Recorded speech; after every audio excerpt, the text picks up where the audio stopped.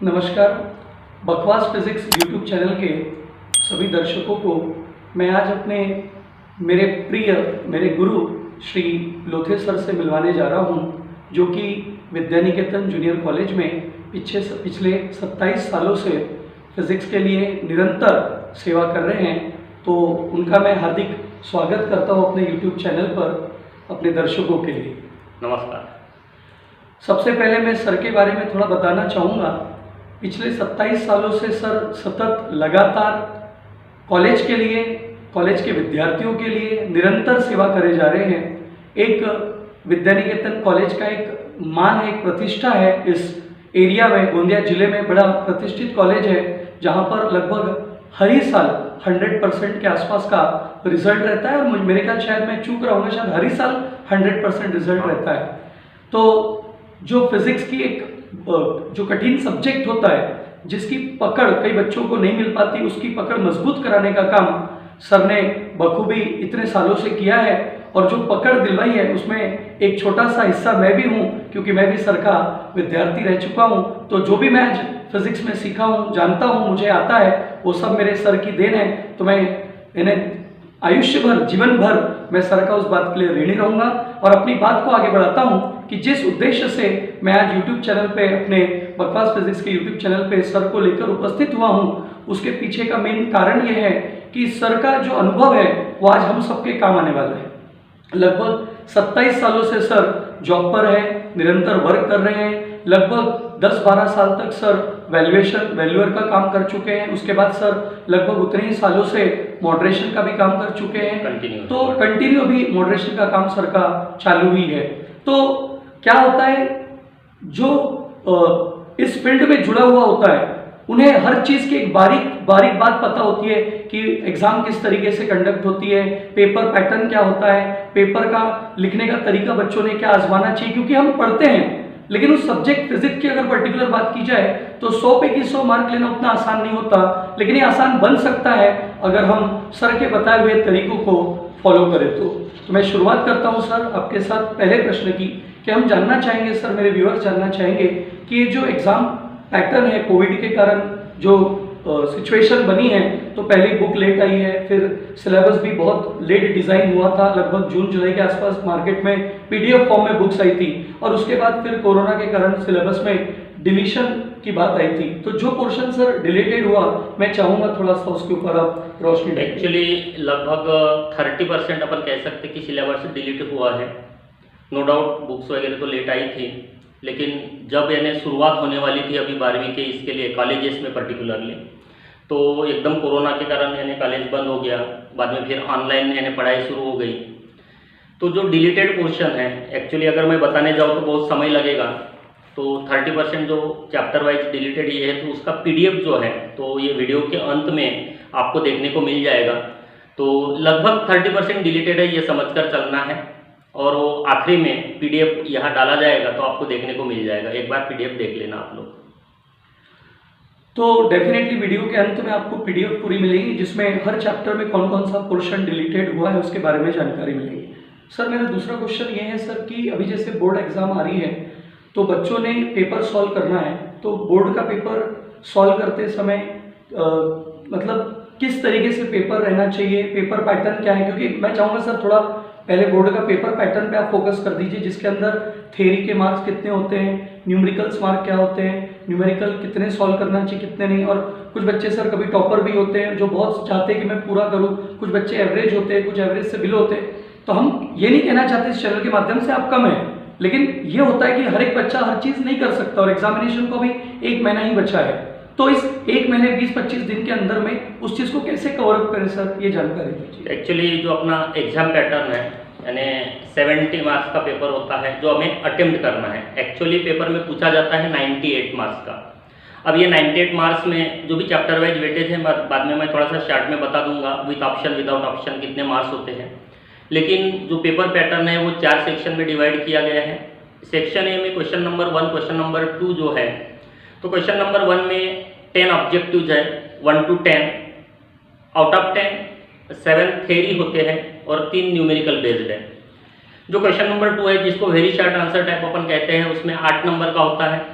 6 number की यानी 6 number की थ्योरी होती है, 2 नंबर के न्यूमेरिकल्स होते हैं। उसके बाद आ जाते हैं अपन सेक्शन बी में, जो सॉल्व द फॉलोइंग यानी एनी 8 क्वेश्चंस इस प्रकार से होता है आउट ऑफ 12।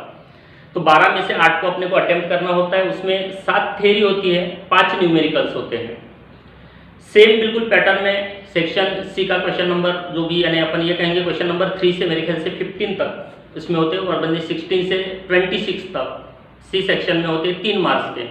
तो उसमें भी 7 थ्योरी 5 न्यूमेरिकल्स होते हैं। और बाद में सेक्शन डी आता है जिसमें 4 मार्क्स के 5 क्वेश्चंस होते हैं, जिसमें 3 टोटल थ्योरी और 2 जो होते हैं 2 नंबर्स थ्योरी और 2 मार्क्स यानी फॉर न्यूमेरिकल्स यानी इस प्रकार के होते हैं। तो ऐसा अगर देखा गया तो 98 का जो पेपर है उसमें 64 की थ्योरी होती है। अब थ्योरी में भी जैसे डेरिवेशंस रह सकते हैं, एक्सप्लेन द टर्म रह सकता है, स्टेट द कैरेक्टरिस्टिक्स हो सकता है, ड्रा नीट लेवल डायग्राम्स हो सकते हैं, और जो न्यूमेरिकल पार्ट है वो 34 मार्क्स का है। सर ने कहा कि लड़के यानी सब तो सब टॉपर नहीं हो सकते, कुछ एवरेज भी रह सकते हैं। जो सर ने कहा वही मैं कह रहा हूँ कि हम आपको अंडर एस्टिमेट नहीं कर रहे हैं, बाकी हमें ये बताना है कि आपकी जो भी लेवल है वो आपको पता है, आपका वैल्यूएशन आपको पता है कि आप किस हद तक स्कोर कर सकते हो, किस हद तक पढ़ाई कर सकते हो। उस आधार पर हम ये बताना चाहेंगे कि जहाँ तक अगर आपको ज़्यादा से ज़्यादा स्कोर करना है या आउट लेना है, तो मेरा तो ये सजेशन रहेगा कि 34 मार्क्स अगर न्यूमेरिकल्स के हैं और वो आप अगर कॉन्फिडेंट हो तो मेरे ख्याल से वो 34 पूरे के पूरे अपने अटेम्प्ट करने चाहिए। क्योंकि थ्योरी में थोड़ा बहुत एक चांस होता है, थोड़े बहुत मार्क्स डिडक्ट होने के चांस होते हैं। तो न्यूमेरिकल्स अगर आप कॉन्फिडेंट हो तो निश्चित रूप से 34 में से 34 ले सकते हो, तो आपका जो स्कोरिंग है वो बेटर हो सकता है।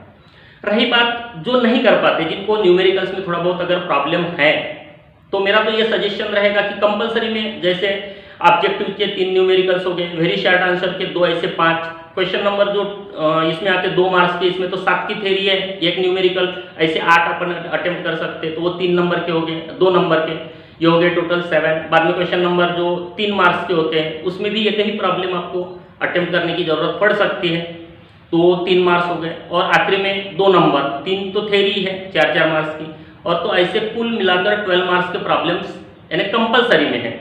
अगर कोई छोड़ना चाहता है, जिसको लगता है कि नहीं यार ये मेरे बस की बात नहीं है, मेरे को नहीं जमेंगे, उनके लिए केवल जो करना चाहते हैं उन्होंने तो करना ही चाहिए। लेकिन जिनको लगता है कि नहीं मैं नहीं कर पाऊंगा, तो न्यूमेरिकल्स अगर आप छोड़ भी देते हो तो भी 58 की थ्योरी आपको मिल सकती है टोटल, यानी 58 में से आप स्कोर कर सकते हो। लेकिन मेरा तो ये सजेशन रहेगा कि न्यूमेरिकल्स के साथ ही आपको चलना है। लेकिन जिनको ऐसा लगता है कि नहीं अपन उतना नहीं कर सकते, तो कोई चैप्टर भी अगर आपने यानी छोड़ भी दिए समझो, तो भी उतना फर्क नहीं पड़ता, इतने ज़्यादा ऑप्शंस दिए हुए हैं। तुम यानी सोचो, जस्ट सेक्शन ये कंपलसरी है 18 मार्क्स के लिए, 10 objectives plus 8 very short answer type questions. लेकिन जो क्वेश्चन नंबर यानी 2 मार्क के हैं या 3 मार्क्स के हैं या 4 नंबर के जो भी है, उनमें बहुत ज़्यादा ऑप्शंस है। 12 में से 8 अटेम्प्ट करना है, 12 में से 8 अटेम्प्ट करना, और आखिरी में 5 में से अपने को 3 अटेम्प्ट करने हैं। तो बहुत ज़्यादा यानी अपन ये कहेंगे कि स्कोप बहुत ज़्यादा है अपने को कि हम बेटर स्कोर कर सकते हैं। सर ये जानकारी आपने जो दी ये तो एक बहुत अच्छी चीज़ होगी, लेकिन मैं बीच में थोड़ा और पूछना चाहूँगा कि कई बार बच्चे हमसे पूछते हैं, हम थ्योरी क्लासेस लेते हैं तो सर 4 सेक्शन है, तो सेक्शन ए बच्चा बहुत पसंद करता है, कई बार वो चाहता है मैं सेक्शन ए फटाफट पहले सॉल्व कर लूँ, सेक्शन बी को करता है, सेक्शन सी को करता है, बाद में सेक्शन डी पहुँचते तक कई बार उसका पेपर छूट जाता है, ये एक बहुत प्रॉब्लम आती है। तो क्या सर इस मैनेजमेंट के लिए कोई आप ऐसी सलाह देना चाहेंगे कि, या फिर जो भी आपको लगे कि कोई गाइडलाइन की जिससे बच्चा पेपर 3 घंटे में पूरा सॉल्व कर सके? और बाद में सर मैं थोड़ा जानना चाहूँगा, आप उसके भी आंसर दीजिएगा, क्योंकि अभी जो बात रूमर्स चल रहे हैं कि पेपर बोर्ड का 3 घंटे नहीं 3.5 घंटे का है, उस बारे में भी जानना चाहूँगा। और दूसरा, एग्जामिनेशन जिन सेंटर्स पे होने वाली है तो वो उन्हीं का स्कूल सेंटर रहेगा, ये थोड़ी बात की जानकारी सर और बाद में दीजिएगा। सर ने मुझे पूछा अभी कि कौन सा सेक्शन पहले अटेम्प्ट करना चाहिए, तो ये तो डिपेंड करता है पर्सन टू पर्सन, वो किस प्रकार से उसको देखता है। एक्चुअली ऐसा कुछ स्पेसिफिक ये नहीं है कि अपन ने डी अटेम्प्ट करना चाहिए, लेकिन आपको ऐसा लगता है कि नहीं मेरा यार अगर मैं डी पहले कर लेता हूँ तो थोड़ा मैं बर्डन से थोड़ा फ्री हो सकता हूँ, तो हम आप डी को अटेम्प्ट कर लीजिए। किसी को लगता है कि नहीं यार मैं अगर पहले सी अटेम्प्ट कर लेता हूँ, तो हो सकता है कि आप सी से शुरुआत कीजिए। शुरुआत के लिए कोई ऐसा स्पेसिफिक बाइंडिंग नहीं है कि आपने सेक्शन ए से ही शुरुआत करनी चाहिए, बीच में से जहाँ से भी आपको लगता है, या जैसे अपने को पेपर थोड़ा आधा घंटा पहले मिल जाता है, पेपर अपन अगर पढ़ लेते हैं, पेपर पढ़ने के बाद हमारे ध्यान में आ जाता है यार ये क्वेश्चन नंबर जो सेक्शन बी है मैं अच्छे से कर पा रहा हूँ, या हो सकता है आपको ऐसा लगे कि आप पूरे के पूरे ऑब्जेक्टिव्स और वेरी शॉर्ट आंसर टाइप अच्छे से कर पा रहे हो। तो जहाँ से अपन अच्छे से शुरुआत कर सकते हैं वहाँ से शुरुआत करना कभी भी अच्छा रहेगा। सर ने कहा कि 3.5 घंटे की यानी रूमर्स वगैरह, रूमर नहीं है ये, एक्चुअल यानी ये है कि वो कोरोना के कारण 3.5 घंटे का टाइम इस साल एग्जामिनेशन को मिलने वाला है, तो आधा घंटा एक्सेस अपने को मिलने वाला है, उसका भी आप अच्छे से यूटिलाइजेशन कर सकते हो टाइम का।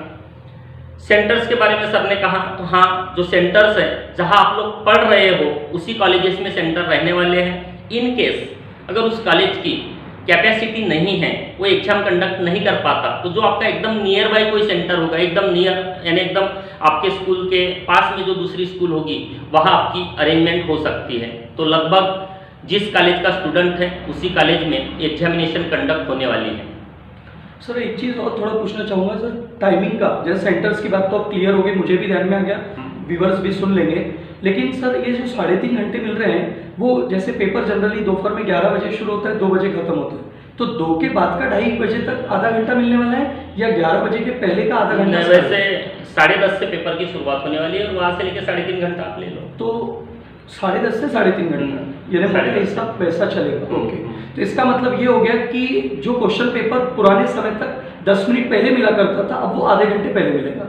हम ऐसा कैसे जल्दी यानी जल्दी मिलेगा, तो जो भी अपने को समय मिलता है ना पेपर, तो पहले अपन अगर पेपर पढ़ लेते हैं और उस पर से अगर अपने को समझ में आ जाता है कि अपन कौन सा सेक्शन अच्छे से अटेम्प्ट करने वाले हैं, तो वहां से वो लड़का आधा घंटा सफिशिएंट है कि हम अपनी तैयारी अपनी कर सकते हैं। और बहुत सारे एमसीक्यूज तो हम आधे घंटे में ऐसे सॉल्व के दिमाग में तैयार करके रख सकते हैं। और एमसीक्यूज जहाँ तक के सवाल है, अगर इनकेस अगर आप अटेम्प्ट नहीं भी कर रहे हो यानी अटेम्प्ट करते हुए नहीं भी आ रहा है, तो नंबर लेकर रखो, जैसे 1 नहीं आ रहा है छोड़ दो उसको नंबर देकर, बाद में 2 नहीं आ रहा है स्किप करो, बाकी नंबर देकर रखो, ताकि जब भी आप यानी बाद में वापस आओगे तो आपके ध्यान में रहे, या बाद में आखिरी में जल्दी ना हो, लिख कर रखना उसको। आंसर नहीं भी आ रहा है तो केवल नंबर देकर रखो उसका, जहाँ तक ऑब्जेक्टिव का सवाल है उसके बारे में बोल रहा हूँ। सर उसमें एक चीज़ और व्यूवर्स जानना चाहते हैं, कई बार पूछते हैं सर एमसीक्यूज के आंसर लिखते हैं, बाकी सब्जेक्ट में जैसे बायोलॉजी में रीराइट द सेंटेंस होता है, पूरा सेंटेंस लिख के आंसर लिखना पड़ता है, जहाँ तक फिजिक्स में सर ऐसा नहीं होता? नो नहीं, इसकी जरूरत नहीं है, जस्ट नंबर दो। समझो अगर ऑप्शन बी है तो बी लिखो और बी के सामने फॉर एग्जाम्पल जैसे एसआई यूनिट ऑफ फोर्स, तो न्यूटन अगर दिया है तो लिखना है, केवल बी लिखकर नहीं छोड़ना है, या 1 नंबर दिए और उसमें न्यूटन लिखकर नहीं छोड़ना है, गलत है दोनों। जो ऑप्शन है बी आ रहा है तो बी लिखो और बी के बाद जो आंसर है, अगर 50 न्यूटन फॉर एग्जाम्पल अगर कोई न्यूमेरिकल है तो 50 न्यूटन लिखना है, तो मार्क्स मिलेंगे, नहीं तो मार्क्स डिडक्ट हो जाएंगे आपके। ये बात बहुत इंपॉर्टेंट, बहुत ज्यादा, बहुत बार ऐसा क्योंकि कई बच्चे क्या करते हैं ऑप्शन तो लिख देते ए बी सी डी जो कुछ भी है, लेकिन उसके बाद उसका जो वास्तविक आंसर था वो वहां अच्छे से नहीं लिखते, मैंने कहा अच्छे से नहीं लिखते या तो लिखते ही नहीं, और उसमें मार्क्स कटते, क्योंकि सर इतने साल से पहले तो वैल्यूएशन में थे, अब मॉडरेशन में है, तो कई बार सर का मतलब वैल्यूअर मैं भी रहा हूँ, सर मॉडरेटर थे हमारे, तो सर के पास हम अपने बंडल लेके जाया करते थे, तो सर के पास हम जाते थे, हम दिखाते थे सर बच्चे ने ऐसा किया, तो अब हम नए थे उस समय हमको नहीं समझता था, तो सर हमें बताते थे कि बोले यहाँ ऐसा नहीं चलता है, तो ये बात आप भी ध्यान रखिए जो सर ने बताई है। हाँ, एक एक्सपीरियंस बता रहा हूँ मैं, 65 का पेपर आया था मेरे पास, 8 मार्क कम हो गए थे उस समय, 8 मार्क ऑब्जेक्टिव के थे, तो 8 मार्क इस कारण यानी उसने केवल सर क्या बोल रहे हैं, 65 का पेपर था, 8 मार्क कम हो गए, तो देखो काय पे आ गया, 57 पे आ गया वो, और वो 65 का होने के कारण कुछ यानी गुंजाइश भी नहीं थी। मैं मॉडरेटर था, वो पेपर चीफ मॉडरेटर के पास जाने वाला था, उसने कम किए रहे थे, तो मेरे को करना ही पड़ा, क्योंकि रूल ही ऐसा है, इसलिए ये careful about the objective answers. Sir ये बहुत सारी जानकारी अभी बच्चों को स्टेट बोर्ड के हिसाब से मिल गई, सेंटर के बारे में भी जानकारी मिल गई, इवन जो 3 घंटे 3.5 घंटे वाली जो एक थोड़ा सा रूमर बना हुआ था कंफर्मेशन हो गया कि हाँ ये सत्यता है। अब सर मैं थोड़ा सा जानना चाहूँगा कि जो हमने सुने थे कि ये प्रैक्टिकल एग्जाम्स जो होने वाली है वो पहले होने वाली थी, अब शायद मैंने सुना है कि वो एग्जाम भी थोड़ा सही है, प्रैक्टिकल पहले 5 तारीख से होने वाली थी, लेकिन उसको पोस्टपोन किया गया है, तो प्रैक्टिकल अभी 22 मई से लेके 10 जून के बीच में वो कॉलेज डिसाइड करेगा जहाँ आप पढ़ रहे हो कौन सी डेट उनको लेनी है, बाकी 22 से लेके 6 तारीख तक है। दूसरी बात, बहुत जगह पे प्रैक्टिकल्स हुए नहीं हैं, अब कॉलेज में कितने लिए गए, जैसे मैं मेरे कॉलेज की बात बता रहा हूँ, मैंने लगभग 8 प्रैक्टिकल्स लिए, 6 एक्टिविटीज लिए, तो उस आधार पर ही फिर हमें एग्जामिनेशन कंडक्ट करनी है, और ये कंपल्सन नहीं है इस साल की, जो यानी टोटल 15 प्रैक्टिकल्स है तो 12 लेने चाहिए ऐसा बोर्ड का कहना है, यानी रेगुलर में 9 एक्टिविटीज है तो उसमें से 7 एक्टिविटीज लेनी चाहिए ये रेगुलर में, लेकिन इस साल उन्होंने ऐसा कुछ यानी बाइंडिंग नहीं रखा, जो भी पॉसिबल हुआ उस प्रकार से हमने लिए। जहाँ तक प्रैक्टिकल एग्जामिनेशन का सवाल है, पिछले साल से थोड़ा चेंज किया गया है प्रैक्टिकल एग्जामिनेशन में। एक लॉन्ग एक्सपेरिमेंट रहने वाला है। फॉर एग्जांपल जैसे सोनोमीटर से अपन वेरिफिकेशन कर रहे हैं लॉ ऑफ वाइब्रेटिंग स्ट्रिंग का, first law of vibrating string, तो ये एक लॉन्ग एक्सपेरिमेंट है समझो। फिर उसी को शॉर्ट भी किया गया है, यानी जो एक लॉन्ग एक्सपेरिमेंट रहने वाला है 1.5 आवर के लिए, बाद में एक शॉर्ट एक्सपेरिमेंट रहने वाला है 45 मिनट्स का, उसके लिए ड्यूरेशन रहेगा। तो ये शॉर्ट जो एक्सपेरिमेंट्स है वो लॉन्ग एक्सपेरिमेंट के ही पार्ट्स रहने वाले हैं। और बाद में तीसरा जो पार्ट है that is activity for 30 minutes, बचते फिर 15 मिनट्स आउट ऑफ 3 आवर्स। तो 15 मिनट्स फाइनली वाइवा के लिए दिए गए हैं। वाइवा रहेगा तुम्हारा जो एक्सपेरिमेंट परफॉर्म कर रहे हो उसके ऊपर, और जो एक्टिविटी है उसके ऊपर। और जो मार्क्स डिस्ट्रीब्यूशन है ये सबके पास लगभग बाल भारती का ये होगा प्रैक्टिकल नोटबुक। जस्ट यहाँ देख लेना, पहले ही पेज पे आपको दिखेगा एग्जाम पैटर्न का पूरा दिया हुआ है डिटेल, किस प्रकार से मार्क्स डिस्ट्रीब्यूशन वगैरह रहेगा। तो ये देख लोगे तो आपके ध्यान में आ जाएगा। टाइमिंग भी दिया हुआ है, और बाद में लॉन्ग एक्सपेरिमेंट, शॉर्ट एक्सपेरिमेंट्स कैसे रहेंगे, एक्टिविटी में क्या पूछा जाएगा। तो आप अगर पीछे जाओगे इसी नोटबुक के तो यहाँ पूरा दिया है, मतलब किस प्रकार से लॉन्ग एक्सपेरिमेंट सेट होंगे। ये लॉन्ग एक्सपेरिमेंट्स, बाद में फिर शॉर्ट एक्सपेरिमेंट्स के लिए भी दिया हुआ है, एक्टिविटी का, यानी पूरा क्वेश्चन पेपर कैसा रहेगा। तो बाकी कॉम्बिनेशन में आप देखेंगे तो long experiment, short experiment, activity, इस प्रकार का कॉम्बिनेशन रहेगा जो 3 आवर्स में अपने को कंप्लीट करना है, मतलब 2 आवर्स 45 मिनट्स में कंप्लीट करना है, और 15 मिनट्स जो है फॉर वाइवा। और ये बोर्ड की एक्चुअली आंसर शीट होती है प्रैक्टिकल की, जो केवल हमें पहले इसमें तो पूरा नंबर वगैरह लिखना होता है, 3 पेजेस में अवेलेबल होती है। जहाँ तक आंसर शीट का सवाल है, मतलब सप्लीमेंट का सवाल है, तो जनरली सप्लीमेंट्स जैसे हमारे यहाँ लगभग यानी 125 लड़के हैं, और जो बंडल आता है, मतलब जो पॉकेट आता है उसमें अपने को पेपर्स भेजने होते हैं, वो छोटा होने के कारण हम जनरली यानी सप्लीमेंट्स नहीं दे पाते। तो फिर ये 3 ही पेज पे वो पूरे जो एक्सपेरिमेंट्स है वो एडजस्ट करने पड़ते हैं। तो हो सकता है आप जिस कॉलेज में पढ़ रहे हो वहाँ सप्लीमेंट्स मिले, अगर क्वान्टिटी ऑफ स्टूडेंट्स कम रहे तो ये पॉसिबिलिटी होती है, ज़्यादा रहे तो थोड़ा बताना पड़ता है। तो ये आंसर शीट है इस प्रकार की। सर ये जानकारी प्रैक्टिकल से संबंधित जो होगी, क्योंकि कई सारे बच्चे आजकल कॉलेजेस नहीं जाते, कोचिंग्स पे ही डिपेंडेंट होते हैं, लेकिन अपने यहाँ ऐसा नहीं होता। मैं भी यहाँ का विद्यार्थी रहा हूँ, तो मैंने तो कभी ट्यूशन्स लगाए नहीं, मैं तो कॉलेज के ऊपर ही डिपेंडेंट था। और जितने ट्यूशन्स में सिलेबस कंप्लीट होता था उसके पहले कॉलेज में होता था, जितनी ट्यूशन्स में टेस्ट सीरीज होती थी उससे ज़्यादा हमारे कॉलेज में होती थी। तो और मुझे बड़ा गर्व है कि मैं इस कॉलेज का और सर का विद्यार्थी रहा हूँ। तो मैं इसमें और सर एक बात पूछना चाहूँगा, सर प्रैक्टिकल जैसे लॉन्ग एक्सपेरिमेंट है तो सर की मार्किंग क्या है सर, क्योंकि टोटल 30 मार्क्स का प्रैक्टिकल है। तो इसमें मार्क वही जो, अगर वो पहला पेज देख लेते ना, ये पहले पेज पे पूरा डिटेल दिया हुआ है। मैं बताऊँ उससे बेटर, यहाँ पहले पेज पे दिया है पूरा 10 मार्क्स लॉन्ग एक्सपेरिमेंट के लिए, 10 मार्क्स का long experiment, 5 marks short experiment के लिए, 5 मार्क्स इसके लिए यानी एक्टिविटी के लिए हो गए 20 मार्क्स, यानी रिटर्न वर्क पे 20 मार्क्स, और 10 मार्क्स ऐसे ही है, मतलब 5 मार्क्स वाइवा के हैं और 5 मार्क्स जो रिकॉर्ड होता है तो उसके ऊपर है, ऐसे 30 मार्क्स। तो एक और एक बात, जैसे एक्सपेरिमेंट को लेकर होगा कि लॉन्ग एक्सपेरिमेंट 10 का है, शॉर्ट एक्सपेरिमेंट 5 का है, एक्टिविटी 5 की है, 5 मार्क वाइवा पे है, 5 मार्क रिकॉर्ड एंड जनरल पे। सर लेकिन मैंने ऐसा सुना कि रिकॉर्ड एंड जनरल इस साल शायद नहीं बनाएंगे, ऐसा कोई, ये भी रूमर्स है सर, मुझे नहीं ऐसा तो कुछ यानी नोटिफिकेशन बोर्ड की तरफ से नहीं आया हुआ है। यानी जहाँ तक मेरे नॉलेज में है, तो मैंने यानी जो लड़के थे हमारे, क्योंकि कॉलेज में आते थे, बाकी जगह कॉलेज में नहीं गए, तो उनको कैसा बताया गया उसकी जानकारी नहीं, लेकिन हमने यानी इस प्रकार के प्रैक्टिकल नोटबुक्स लड़कों को यानी परचेस करने को लगाए, और उनको दिए भी, हमने रीडिंग्स भी लिए। ठीक है, जिस प्रकार से भी हमने कंप्लीट करने की कोशिश की, जैसा भी हुआ उस प्रकार से बाकी हमने यानी कुछ एक्सपेरिमेंट। सर मतलब रिकॉर्ड जनरल इसी में मेंटेन करना है? इसी में, आवश्यक नहीं आपको यानी दूसरा नोटबुक लेना ही है। ये जो बाल भारती का है ये यानी अलाउड है।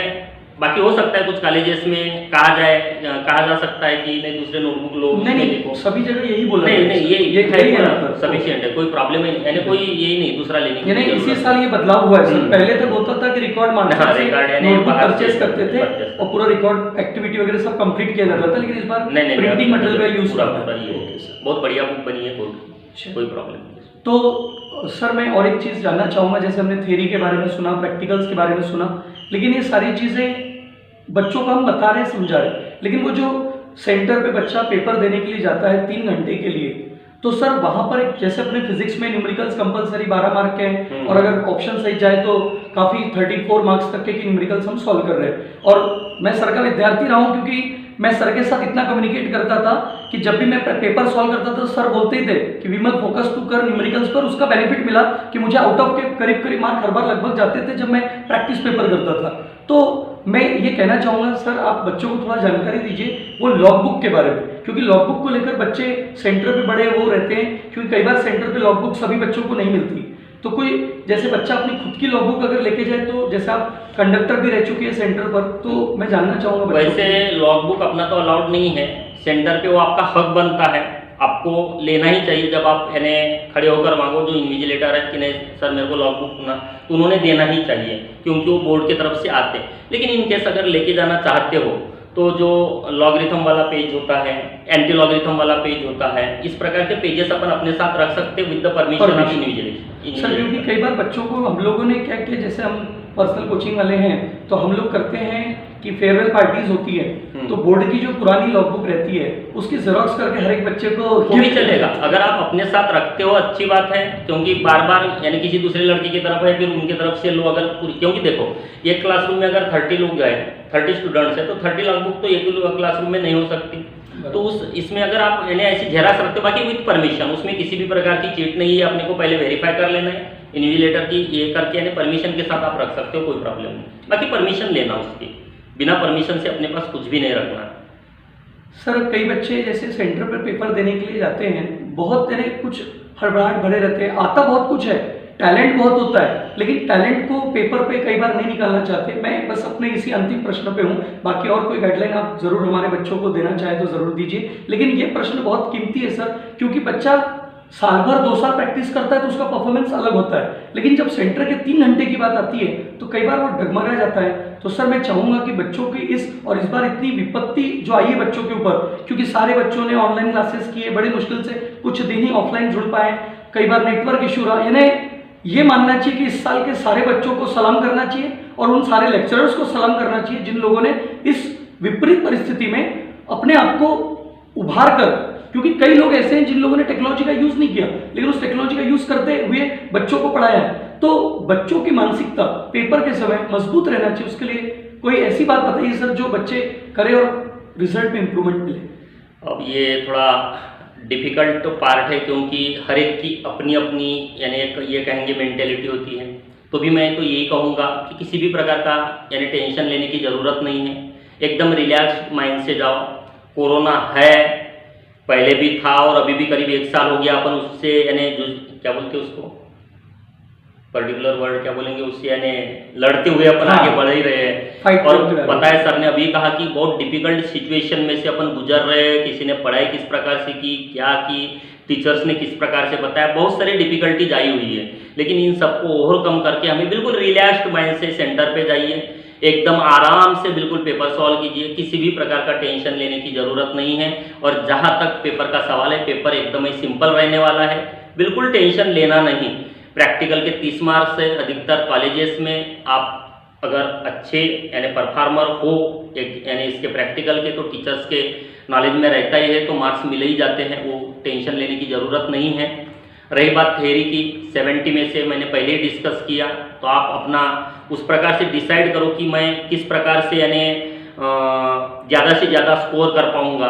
तो एक न्यूमेरिकल पार्ट है और दूसरा तुम्हारे पास थ्योरी पार्ट है, तो ये आपको सिलेक्ट करना है। बाकी सर ने जो कहा कि वो टेंशन फ्री कैसे रहेंगे, तो उसके लिए तो ये आपके ऊपर ही डिपेंड करता है कि आप किसी प्रकार का टेंशन ना लें, बिल्कुल रिलैक्स माइंड से सेंटर पे जाएं और पेपर अटेम्प्ट करें।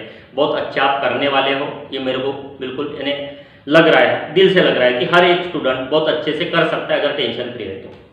सर वैसे क्वेश्चंस खत्म नहीं हो रहे मेरे, और इच्छाएं बढ़ती जा रही। एक क्वेश्चन और पूछना चाहूँगा सर, इस बार एग्जाम 23 अप्रैल से है शुरू हो रही, लेकिन फिजिक्स का पेपर 3 मई को है, तो लगभग ये 10 दिन की 11 दिन की गैप बच्चों को मिल रही है। और मेरे नज़र से मैं मानता हूँ कि ये बहुत बड़ा वरदान उन्हें मिल गया है, क्योंकि जो पेपर की गैप होती है वो काफ़ी बड़ी होती है, लेकिन इसमें कई बार बच्चे गैप को गैप की तरह से कल करूँगा, तो मैं चाहूँगा उस पर आप थोड़ा सा गैप तो बहुत है, लेकिन बहुत बार ऐसा होता है यार गैप बहुत है, अभी करूँगा करते करते कुछ दिन ऐसे ही निकल जाते हैं।